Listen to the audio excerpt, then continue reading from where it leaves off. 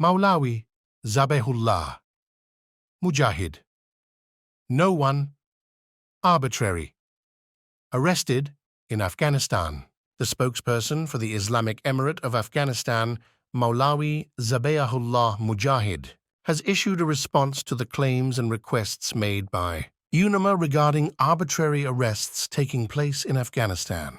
Yesterday, UNAMA called upon the Islamic Emirate to cease the practice of arbitrary arrests within the country. In his response today, Mr. Mujahid rejected the news regarding such arrests, emphasizing that thus far, the security forces have not arrested anyone without legal justification. He further stated that all arrests made comply with the established laws.